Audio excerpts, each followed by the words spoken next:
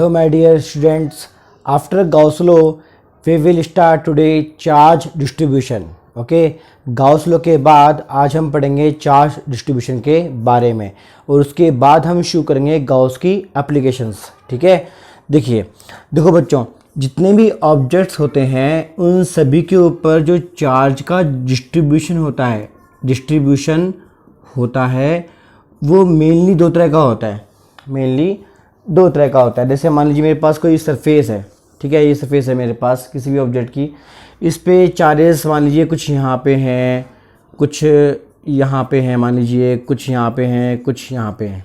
ठीक है, और एक मेरे पास बॉडी है जिसमें चार्जेस जो हैं वो इस तरीके से हैं कि उनके बीच में जो गैप है वो मेंटेन है. गैप कैसा है?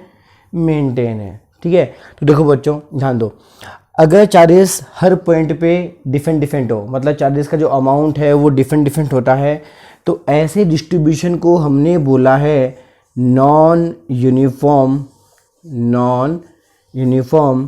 डिस्ट्रीब्यूशन. ठीक है, इसका एक और नाम होता है डिसकंटिन्यूअस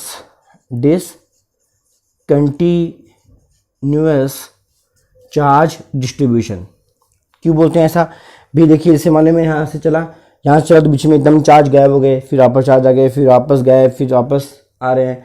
तो मैं चला, फिर यहाँ से चला, तो लगातार क्या चार्जेस नहीं है, तो हमने क्या बोला? डिसकंटिन्यूअस, कंटिन्यू फॉर्म में नहीं है. ठीक है, अब देखिए यहाँ चार्जेस के बीच में जो गैप है वो कैसा है? मेंटेन है. ठीक है, तो ऐसे डिस्ट्रीब्यूशन को नाम दिया गया है यूनिफॉर्मली डिस्ट्रीब्यूशन या फिर यूनिफॉर्म डिस्ट्रीब्यूशन. ऐसे डिस्ट्रीब्यूशन के अंदर स्टूडेंट्स क्या होता है कि चार्जेस के बीच में जो गैप होता है वो मेंटेन रहता है. आप चाहे कैसे भी चलिए सरफेस के ऊपर, आपको एक पर्टिकुलर डिस्टेंस के ऊपर चार्जेस का अमाउंट क्या मिलेगा? सेम मिलेगा. ठीक है, तो यूनिफॉर्म डिस्ट्रीब्यूशन. अब देखो हमारे सिलेबस में ये नहीं है, स्कूल लेवल के ऊपर ये वाला है. अब यूनिफॉर्म डिस्ट्रीब्यूशन के जो होते हैं टाइप्स वो तीन तरह के होते हैं. कितने तरह के? तीन तरह के. पहला क्या होता है? Linear charge distribution.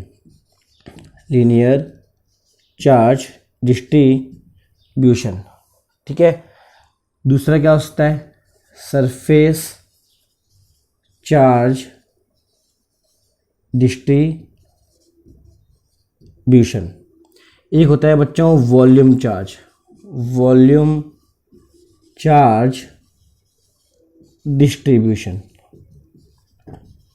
अब देखो ये जो टाइप्स है ना बच्चों, ये आपको रटने नहीं है, समझने हैं बस सिंपल फॉर्म में. देखो आपने पढ़ा है 1 डायमेंशनल, 2 डायमेंशनल और 3 डायमेंशनल.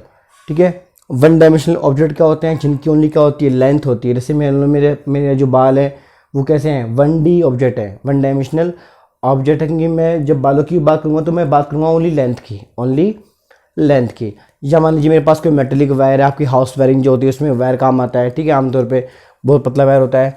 तो वायर पे जब हम चार्जेस की बात करते हैं, जब या हम ये कहें कि यूनिफॉर्मली चार्ज डिस्ट्रीब्यूट हो किसके ऊपर?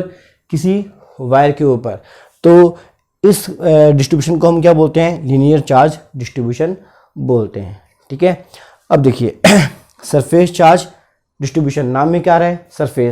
सरफेस का एक एरिया होता है, एरिया की यूनिट क्या होती है? Meter square. तो क्या हमने कहा? 2 डायमेंशनल ऑब्जेक्ट. ठीक है, मतलब ये सभी ऑब्जेक्ट जो कैसे हो? 2 डायमेंशनल हो. जैसे ट्रायंगल हो गया, स्क्वायर हो गया. ठीक है, वो चीज़ें. कोई सरफेस हो सकती है, कुछ भी हो सकता है, कोई शीट भी हो सकती है. ठीक है, ये फंडा है. तो देखिए तो मान लीजिए मेरे पास ये जैसे शीट हो गई, क्या हो गई? शीट. इसकी सरफेस पे जो भी चार्जेस हैं, जो भी कहें चार्जेस, तो ऐसे डिस्ट्रीब्यूशन को हम क्या बोलते हैं? Surface charge distribution.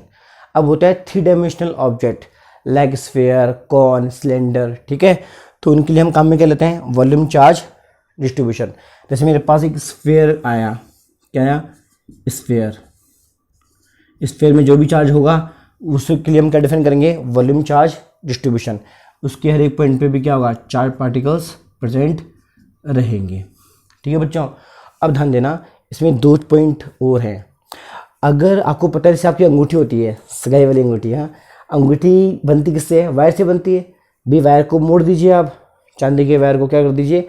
मोड़ दीजिए तो रिंग बन जाएगी वो। तो ध्यान देना बच्चों, अगर कोई रिंग है तो रिंग की सरफेस जो होती है, सरफेस जो होती है अगर उस पर भी चार्ज है तो उसके लिए हम क्या डिफाइन करेंगे, लीनियर चार्ज डिस्ट्रीब्यूशन। ठीक है। और एक बात और है, सरफेस चार्ज डिस्ट्रीब्यूशन में एक टर्म आएगी बच्चों गाउस लॉ के अंदर और बहुत सारे न्यूमेरिकल के अंदर, स्फेरिकल शेल। स्फेरिकल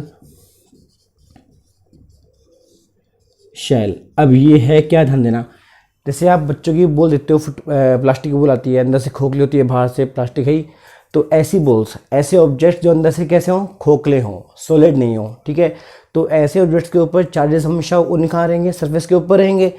तो स्फेरिकल शेल का डायग्राम भी ऐसा ही बनता है, स्फेयर के जैसा, स्फेयर के जैसा, लेकिन स्फेरिकल शेल में अंदर कुछ भी होता नहीं है, अंदर खाली होता है पूरा, तो चार्जेस उन्हीं कहाँ रहेंगे, सरफेस पे रहेंगे। तो स्फेरिकल शेल पे जो चार्जेस का डिस्ट्रीब्यूशन होता है उसे भी हम क्या बोलते हैं, सरफेस चार्ज डिस्ट्रीब्यूशन बोलते हैं। ठीक है।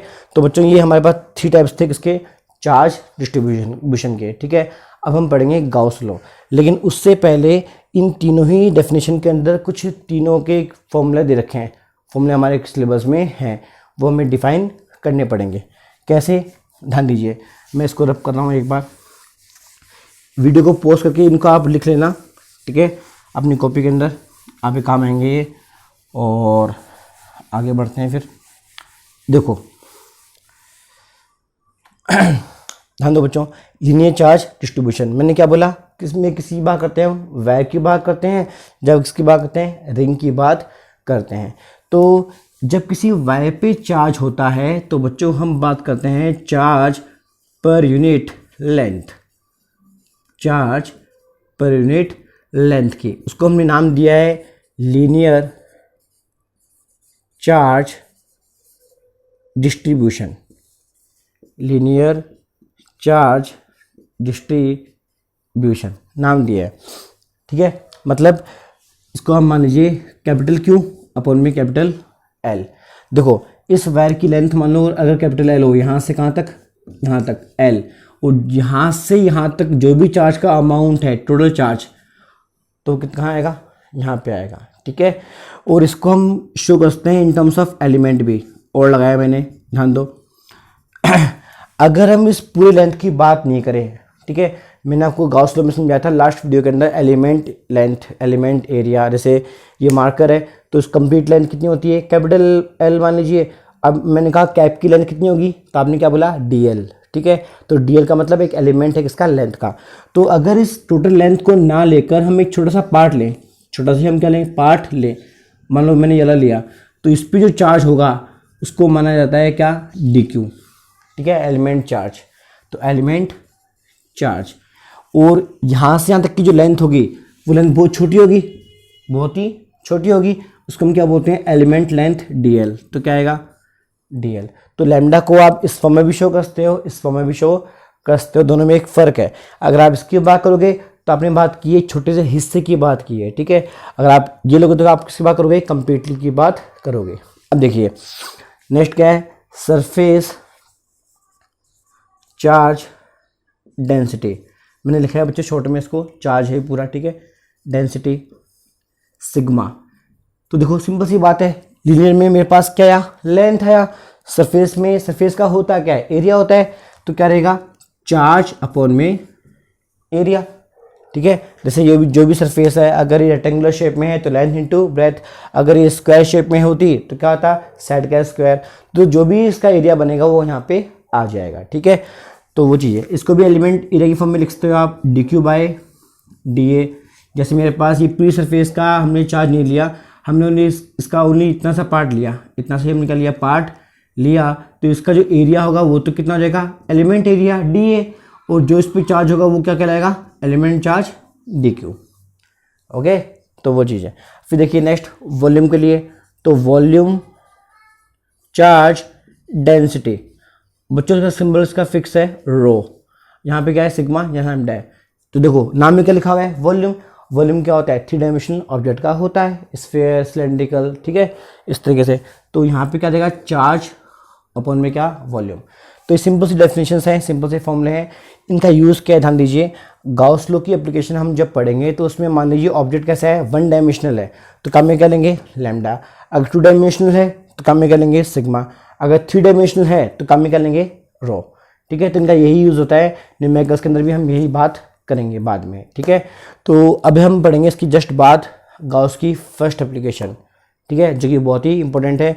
और इनकी नॉर्मल डेफिनेशंस हैं, इनको और भी आप डीप में मतलब मत जाओ, इतना कोई दिक्कत नहीं है। जैसे coulomb per meter square, coulomb per meter cube, ये नॉर्मल बातें हैं। ठीक है, अब हम पढ़ते हैं मेन हमारा जो फर्स्ट एप्लीकेशन है किसकी, गाउस की। ठीक है बच्चों, गाउस लॉ मैंने आपको उस दिन भी कहा था बहुत इंपॉर्टेंट है। इलेक्ट्रोस्टैटिक्स के अंदर कूलम्स लॉ और गाउस लॉ ये दोनों ही बहुत ही इंपॉर्टेंट है। ठीक है, इनको आप भूलना मत। मैं इसको रब कर रहा हूँ, आप वीडियो को पॉज करके इनको भी आप ड्रॉ कर लेना। ठीक है, और उसके ऊपर न्यूमेरिकल्स भी आते हैं, वो भी अपन करेंगे नेक्स्ट वीडियोस के अंदर एप्लीकेशन की जस्ट बाद में। ठीक है, देखिए जो फर्स्ट एप्लीकेशन है किसकी, गाउस की, वो है क्या, इलेक्ट्रिक फील्ड इंटेंसिटी। मैंने बोला है शॉर्ट में। ठीक है, electric field intensity due to uniformly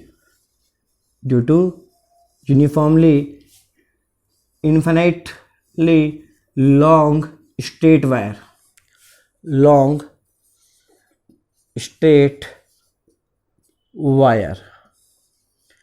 मतलब चार्ज्ड भी है वो वायर। कैसा है, चार्ज्ड भी है। ठीक है, ध्यान दीजिए ये क्या बोलना चाह रहा है। कोई वायर है, जैसे भी मार्कर तो बहुत मोटा हो गया, वायर जो होता है नॉर्मली में इसकी बात कर रहे हैं, तो वायर की सरफेस पे चार्ज है। ठीक है, कैसा है, चार्ज है, यूनिफॉर्मली चार्ज है। तो हमें ये बताना है कि ये जो वायर है जो चार्ज है यूनिफॉर्मली, उसके वजह से चारों तरफ जो इलेक्ट्रिक फील्ड इंटेंसिटी होगी वो कैसी होगी। जैसे हमारे पास पहला फॉर्मूला पहले क्या था, E इक्वल टू में क्या, के क्यू अपॉन में आर का स्क्वायर। तो हमने क्या पढ़ा था, it is the electric field intensity due to positive charge at distance r. ठीक है, तो ये क्या था, पॉइंट चार्ज क्यू की वजह से इंटेंसिटी हमने फाइंड आउट की थी। आज हमें करना क्या है, हमें एक वायर लेना है जो कंप्लीटली क्या हो, पॉजिटिवली चार्ज हो या फिर नेगेटिवली चार्ज हो, और बताना है कि उसके लिए फॉर्मूला कैसा बनेगा। ठीक है, अब देखिए इसके लिए देखो बच्चों हमने क्या किया, ध्यान दीजिए। हमने सिंपल फॉर्म में एक वायर को एज्यूम किया, ए वेरी बहुत ही इजी वे में। ठीक है, ये जो टर्म है देखो इन्फिनिटी लॉन्ग, या को मैं बताऊंगा। अभी ध्यान रखिए आप कि ये चार्ज ये वायर है और स्ट्रेट वायर है, और उसकी सरफेस पे बहुत सारा क्या है, चार्ज प्रेजेंट है यहाँ पर भी। ठीक है, और आपको पता है अगर वायर की बात करेंगे तो डायमीटर को बहुत हम क्या मानते हैं, कम मानते हैं, तो डायमीटर को हम क्या करें, नेगलेक्ट कर रहे हैं। ठीक है, मतलब इस एंडिंग एज पे जो चार्ज है उसको हमने क्या किया, नेगलेक्ट किया है। ठीक है, अब देखिए, अब आपको पता है बच्चों ये जो वायर है उसको हम शो करते हैं किससे, एक लाइन से। किससे, लाइन से, ज्योमेट्रिकली। तो देखिए इस चार्ज को हम यहाँ भी शो कर देते हैं और यहाँ भी शो कर देते हैं। ठीक है, अब देखो, अब हमें करना क्या है, इस वायर के थ्रू आर डिस्टेंस पे हमें निकालना क्या है, इस पॉइंट पी पर इलेक्ट्रिक फील्ड इंटेंसिटी का टोटल फॉर्मूला, टोटल एक्सप्रेशन हमें फाइंड आउट करना है। उसके लिए आपको पता है मैंने वो कहा था उस दिन गाउस लॉ में कि गाउस लॉ एप्लीकेबल होने के लिए हमें क्या चाहिए, एक क्लोज सरफेस चाहिए, एक गाउसियन सरफेस चाहिए। ठीक है, तो ध्यान दीजिए, तो इस पॉइंट से मैंने क्या बनाया, एक सिलेंड्रिकल गाउसियन सरफेस मैंने बनाया। और आपको मैंने कहा था सरफेस कैसी होनी चाहिए, सिमेट्रिक होनी चाहिए। और आपको पता है सिलेंड्रिकल हम जो सरफेस बना रहे हैं वो कैसा होता है, सिमेट्रिक फॉर्म में होता है। ठीक है, तो मेरे पास ये डायग्राम मेरे पास बन गया। इस सिलेंडर का जो रेडियस है वो कितना है, आर है। ठीक है, अब देखो बच्चों सिंपल सा फंडा है, ध्यान दीजिए। ये मान लो मेरे पास एक मार्कर है, मान लो क्या है ये मार्कर। ठीक है, इसके सरफेस को हम 3 पार्ट्स में डिवाइड कर सकते हैं। एक तो टॉप का एरिया, टॉप का सरफेस, एक बॉटम का सरफेस, ठीक है, और एक कर्व्ड सरफेस, कर्व्ड। ठीक है, आपने पढ़ा था मैथमेटिक्स में टोटल सरफेस एरिया, तो उसमें क्या था, pi r square plus pi r square 2 pi r h. ठीक है, तो हमने यहाँ पे इसमें क्या किया, इसकी सरफेस को 3 पार्ट्स में एज्यूम कर लिया, टॉप सरफेस, बॉटम सरफेस और कर्व्ड सरफेस। तो ऐसी सरफेस पे हम 3 पॉइंट्स लेते हैं जिन्हें हम क्या बोलते हैं, 3 ऑब्जर्वेशन पॉइंट्स बोलते हैं। ठीक है, देखो मान लो मेरे पास ये जो पॉइंट है यहाँ पे मेरे पास ये S1 है, यहाँ मान लीजिए मेरे पास क्या है S2 सरफेस है, और जो बॉटम में है इस तरफ वो मेरे पास क्या है S3 है। ठीक है, अब देखिए by definition of electric flux, इसको मैं डॉट लगाया बच्चों मैंने, बाय डेफिनेशन है, शॉर्ट फॉर्म में लिखा है मैंने, by definition of electric flux आपको पता है फाई कितना होता है E vector dot A vector होता है, पर ये फॉर्मूला हम कितनी बार लगाएंगे, 3 बार लगाएंगे। कहाँ लगाएंगे, एक बार तो हम लगाएंगे कहाँ पे S1 पे, एक बार कहाँ लगेगा S2 पे, और एक बार कहाँ लगेगा S3 पे। ठीक है, अब देखो डॉट प्रोडक्ट आपको मैं बता चुका हूँ इलेक्ट्रिक फ्लक्स के अंदर, तो जिन्होंने वीडियो नहीं देखा है तो वो देखें प्लीज़ पिछले वाले वीडियो में। ठीक है, अब देखिए सरफेस S1 की बात कर रहे हैं, S1 कहाँ पे, ये रहा, इसका टॉप सरफेस जो है, जैसे मार्कर है मेरे पास, टॉप सरफेस कहाँ है, ऊपर की तरफ है, तो इस S1 पे जो एरिया होगा वो ऊपर की तरफ होगा, तो काम में क्या आएगा ई वेक्टर, पर जो चार्ज है वो इस तरफ भी है और इस तरफ भी है, तो इलेक्ट्रिक फील्ड इंटेंसिटी किस तरफ होगी, इस तरफ होगी, तो यहाँ कितना रहेगा 90 डिग्री आ जाएगा, मतलब between angle between E vector and A vector कितना है 90 डिग्री है। अब देखिए यहाँ पे क्या आएगा ई ए कॉस 90 प्लस, अब देखिए S2 की बात करते हैं, S2 कहाँ है, यहाँ पे इस पॉइंट पे देखो बच्चों सरफेस का फेस भी यहाँ पे है, और चार्जेस जो यहाँ पे है वो यहाँ पे EFI क्या करेंगे, प्रोड्यूस करेंगे, थीटा कितना रहेगा 0 डिग्री, तो यहाँ पे कितना रहेगा ई ए कॉस 0। ठीक है, आगे देखिए फिर बचा S3, S3 में देखिए ये बॉटम सरफेस होगी, बॉटम सरफेस का मतलब एरिया कहाँ है इसका नीचे तरफ है, पर EFI कैसा होगा इस तरफ होगा, तो कितना होगा 90 डिग्री होगा, तो कितना रहेगा ई ए कॉस 90 डिग्री, ये 0 और ये कितना रहेगा 1, तो कितना रहेगा ई ए, जहाँ मेरे पास क्या आएगा फाई इक्वल टू में कितना ई ए। अब ये ई ए कहाँ से आया था, ध्यान दीजिए, इसमें देखो गेम है छोटा सा कि भाई ये जो ए है कहाँ से आया, यहाँ से, यहाँ का मतलब S2 पॉइंट किस पे है, कर्व सरफेस पे है, तो आपने पढ़ा था सिलेंडर का कर्व सरफेस एरिया कितना था 2 पाई RH, यहाँ पे हम क्या मान रहे हैं 2 पाई RL, क्योंकि यहाँ पे जो लेंथ की बात करते हैं वायर की, किसकी बात करते हैं लेंथ की, तो मैंने यहाँ पे क्या लिखा 2 pi RL, equation number first. ठीक है, फिर देखिए by Gauss law total flux कितना होता है, टोटल चार्ज अपॉन में epsilon naught, total charge upon में कितना एप्सिलॉन नॉट। अब देखिए अब इस वायर पे कितना चार्ज है हमें नहीं पता, हमने कितना मान लिया, मान लीजिए स्मॉल क्यू या क्या मान लीजिए कैपिटल क्यू, चलेगा कोई दिक्कत नहीं है, तो मैंने कितना माना कैपिटल क्यू, अपॉन में एप्सिलॉन नॉट आ गया, अपॉन में एप्सिलॉन नॉट आ गया। अब मैंने इस टॉपिक से पहले आपको क्या पढ़ाया था, लीनियर चार्ज डेंसिटी मैंने पढ़ाया था, उसमें मैंने आपको क्या कहा था कि linear charge density lambda equal to कितना होता है क्यू बाय एल या फिर d q by d l. तो यहाँ से देखो मेरे पास क्यू कितना आएगा लैम्डा इंटू एल आएगा, तो इस फॉर्मूले को यहाँ से q equal to lambda l को आप कहाँ टप करोगे, यहाँ पर टप करोगे तो कितना आएगा लैम्डा एल अपॉन में कितना एप्सिलॉन नॉट। इक्वेशन नंबर मेरे पास क्या बन जाएगी 2 बन जाएगी। ठीक है, अब देखो फिर इसको थोड़ा रब कर रहा हूँ मैं एक बार, जब मेरे पास थोड़ी कम पड़ रही है। देखिए इक्वेशन नंबर 1 और इक्वेशन नंबर 2 को मैंने क्या कर दिया इक्वल कर दिया, क्यों कर दिया, ये भी इलेक्ट्रिक फ्लक्स है और ये भी इलेक्ट्रिक फ्लक्स है, तो ध्यान दो कितना आएगा ई 2 pi R L equal to में कितना लैम्डा एल अपॉन में कितना एप्सिलॉन नॉट, एल से क्या हुआ कैंसिल आउट हुआ, तो बस आगे पास आंसर कितना आ गया लैम्डा ऊपर 2 पाई आर एप्सिलॉन नॉट।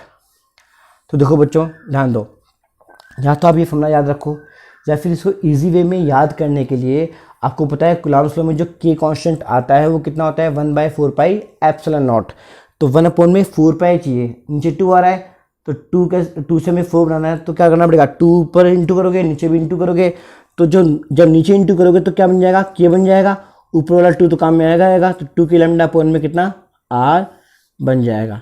इसमें आप दोबारा चेक कर सकते हैं, अगर मैंने के दोबारा कितना रखा 1/4 पाई एप्सिलॉन नॉट रखा तो वापस आपके पास कितना रहेगा इतना आ जाएगा। इसका देखो मतलब ये हुआ बच्चों कि जो वायर है जो यूनिफॉर्मली चार्ज है वो आर डिस्टेंस पे इतना इलेक्ट्रिक फील्ड क्या करेगा, जनरेट करेगा, उसका ये पैटर्न है।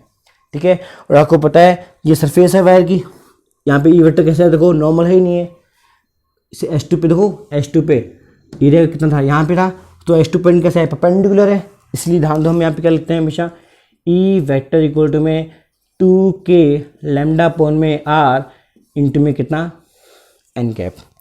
ठीक है बच्चों, तो ये हमारे पास मेन फॉर्मूला आ गया है, इस पर न्यूमेरिकल्स भी आते हैं। ठीक है, जिसमें हमें क्या करता है कि एक बार लैम्डा दे देता है, ठीक है, इनिशियल डेंसिटी दे देता है और डिस्टेंस भी दे देता है, तो हमें निकालना क्या होता है, ई निकालना होता है।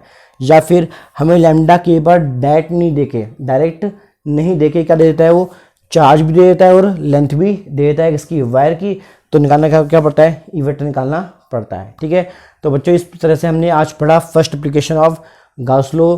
बने रहिए हमारे साथ, नेक्स्ट वीडियो में हम लेके आएंगे न्यूमेरिकल्स और second application of Gauss law. Okay, तो मिलते हैं नेक्स्ट वीडियो के अंदर।